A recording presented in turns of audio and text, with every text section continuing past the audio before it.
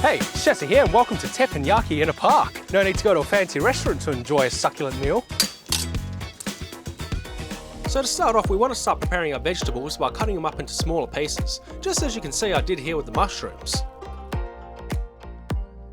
After a bit of practice, you'll be able to cut as quick as me. Then we want to get a bit of butter on the hot plate and start pouring them on.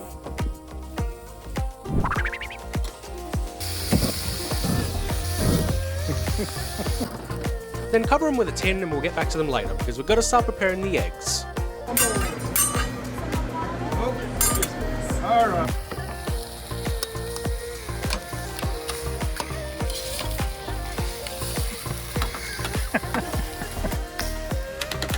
Once the eggs are done, neatly place them into a separate pan or container just to keep them warm. It's my signature drink. Now we want to prepare the rice. We use pre-cooked store rice, but it's recommended to use either leftover rice or day-old rice. Then you can start mixing in your sauces and spices.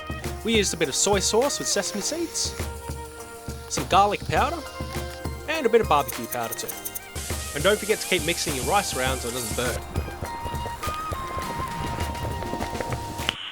Nice. Now we'll make a little bit more room on the hot plate so we can start cooking the chicken. Here I used a little bit of rice bran oil to prepare the hot plate. And we use some marinated kebabs to go with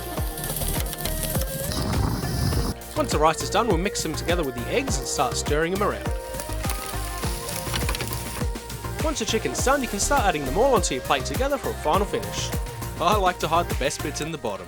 Really dig deep. When you find it, it's beautiful. And there you have it, teppanyaki in a park. So this is actually real succulent. I didn't expect it to be this good. Bon appetit.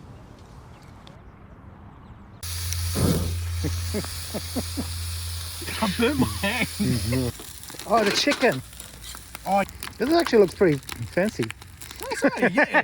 Yeah, I think we made a good choice with the sauce. It's very like teppanyaki-ish. It is Japanese. I looked it up. Yeah. Oh, that makes sense then. You gotta like do all these tricks and stuff. Check this out.